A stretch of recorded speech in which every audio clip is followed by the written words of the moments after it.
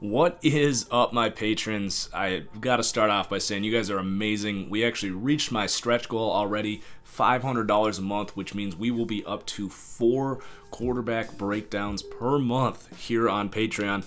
Make sure you guys are in the Discord and make sure I am aware that you are an MVP level patron so I can get you that proper designation in the Discord, because that's where most of my lines of communication with you guys are going to be. So make sure you do that. So we're going to get into the picks now. Last week was okay, 9-6 overall. We missed on our 2 upsets. I wasn't super confident in the Panthers one, but I did include that one. And then definitely whiffed on, the Pittsburgh one. Yeah, that was a whiff. Kind of wrong on Pittsburgh to start the year. The over-unders we missed on, but we did go 4-1 on the money lines, 9-6 overall. Not the end of the world. Week 1's always kind of a crapshoot. Now, I will say week 2 I'm super pumped about because we have 5 upsets this week. I think week 2 was my best week last year because it's a great opportunity to kind of go the other way. This is overreaction week. It always is.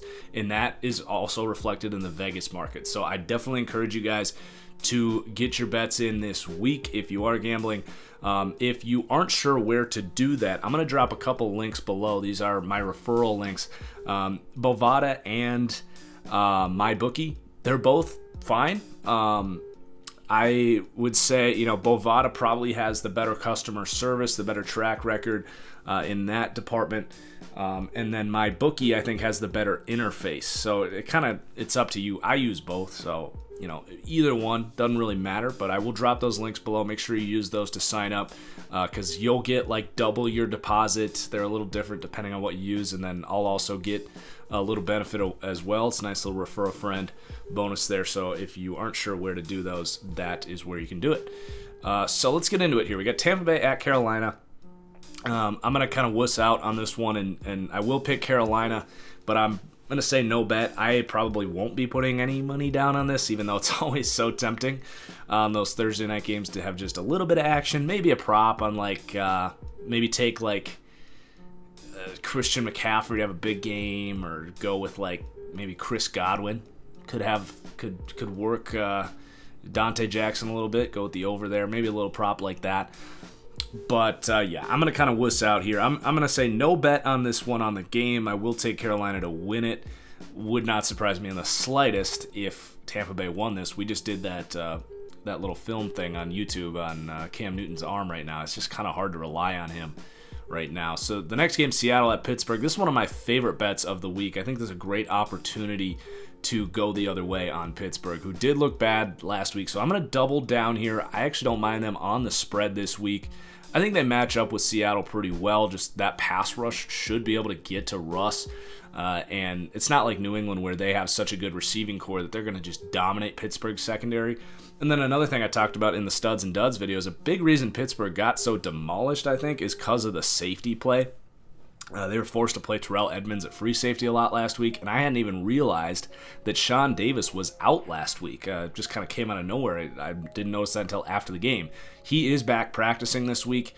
He's a pretty good free safety. It's a massive upgrade from Jordan Dangerfield, who they were starting last week, and it's going to allow them, Terrell Edmonds, to play more in the box where he's less of a liability.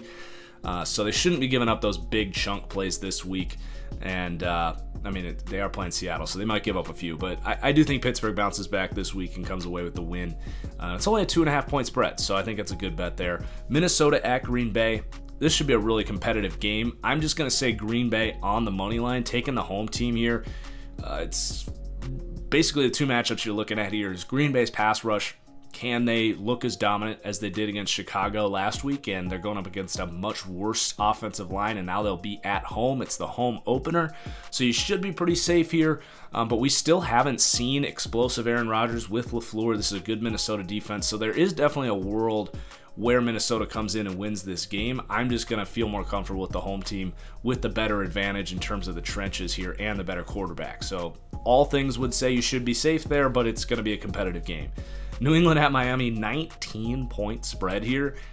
There's really no reason that New England can't cover that, but I'm never the guy that takes a 19-point spread in the NFL. There's just too many points. Even if Miami is closer to a college team than an NFL team right now, it's still a lot to ask. I think Miami's going to come away a little embarrassed, rally a little bit here. Brian Flores, also very familiar with this New England scheme. Miami does seem to play well against New England, so like, if I were to bet on this game, I do think I'd actually take the points for Miami, especially because that's just kind of betting the other way based on the public reaction from last week. But I mean, hell, Antonio Brown I think is going to play this week. Like, if New England won this game 45-3, I wouldn't blink. So I'm not going to bet on this game. It's going to be an entertaining game to see how it plays out. But yeah, I'm not betting on this game. Dallas at Washington. 5.5 points is a lot for a road team here. Division rival. Washington is a scrappy team. And I think that we kind of saw that last week. Although that wasn't necessarily the style they always do it, this one I think is going to be a little more physical. I'd expect them to maybe create a turnover or two against Dallas, which can stir some things up. I do think Dallas wins the game, but I would say no bet. Washington, if any kind of bet here, I think Washington could cover in their home opener here against Dallas. San Francisco at Cincinnati, probably my favorite bet of the week here. I think the public perception on the Niners is still pretty low, and I have soured on them slightly, but I still think they're a really good football team. I think they were a lot better than they actually looked last week. I mean, they shot themselves in the foot a lot in the first quarter, really the first half in general. It's just a sloppy game, but they were the better team in that game, I thought. And then they are going to have a massive advantage. That pass rush against this Cincinnati line, like, I think Cincinnati's going to have a really hard time blocking these guys. They still don't have AJ Green. Like, I'm pretty confident here in the road upset pick here with the 49ers. Probably my favorite bet of the week. Chargers at Detroit. I'm actually going to take Detroit here. They're a home team here, getting 3 points. If anything, take the spread, because the Chargers always find ways to screw things up, and even if they win, it usually ends up being closer than it should. But I'm actually comfortable with the money line here, and I also need to add, if I put that little upset logo next to an underdog pick, that means I'm betting the money line on that game, because there's other picks in here later that will be, I'm technically taking the underdog, but if I don't put that little upset thing next to it, I'm not going to count it as an upset pick. And I'll always say no bet on those, so you'll know that I might be picking the underdog, but I'm not saying bet on the money line for them, because that's my favorite bet, is to bet on the money line of an upset pick. So I don't want there to be any confusion there. If I'm putting that little upset logo, that means I'm saying if I bet this game, I would bet the money line. So anyway, I think Detroit at home here is going to stir some things up here against the Chargers. Chargers are out a lot of their star players right now. Detroit also has the tackle play to handle Bosa and Ingram just a little bit. I think they'll be able to run the ball really well too. That's the main reason I'm picking this team, is Detroit really wants to dominate at the line of scrimmage, and between the Chargers offensive line and interior defensive line, Detroit is going to be manhandling in the trenches. So if you're at home and winning the battle of the trenches and are an underdog, I think that's a really good bet there. And then Indy at Tennessee, just kind of a gut feeling here. Tennessee's getting 3 points, so Vegas is saying these teams are actually even, and I think that Tennessee, while they did come with a big win against Cleveland, Cleveland more than anything lost that game than Tennessee won it, in my opinion. I think Indianapolis, while they don't have the quarterback play, although who knows, Jacoby could do some fun things in this game, I think Indianapolis is just a much more sound football team, and Tennessee still does not have Taylor Lewan because of that 4-game suspension. So I think low scoring here. I think there's a good chance that the Colts actually continue their run of beating the Titans here, even without Andrew Luck.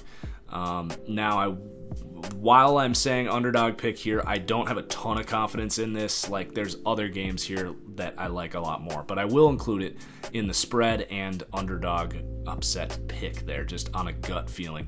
Arizona at Baltimore. I laughed about this on Twitter. This spread is mind-numbing. You can get the better quarterback getting 13 points in this game. Like, I think Baltimore wins it because they're at home, but I mean, it's really hard for me to imagine Baltimore covering 13 points here. I think Kyler is going to make enough plays, and I think Lamar maybe shows a little more of old Lamar. Now, if you're a big Lamar Jackson truther and you're not buying into me saying that he's very sporadic and inconsistent, then that's fine. Don't bet this game. I will certainly be putting money on the Arizona spread here, and then also like if Arizona won this game, it really wouldn't surprise me all that much.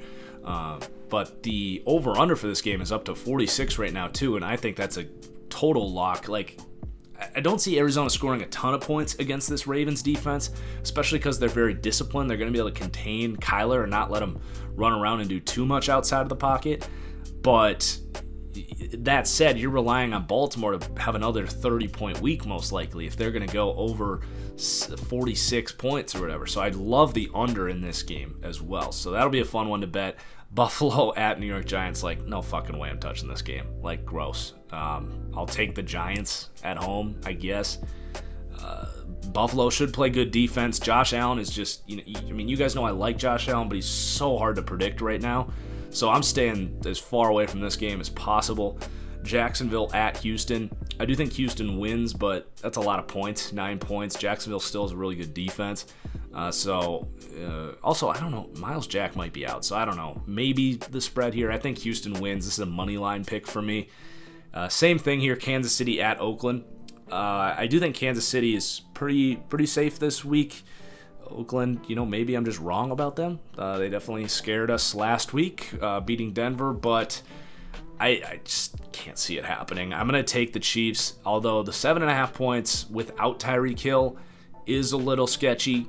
If it was 7, I would say that's pretty safe, but in a game that's supposed to be pretty high scoring, you're kind of playing with fire there because you could get a backdoor cover at any moment from Oakland. So I will take the Chiefs, but probably not taking the points on that one.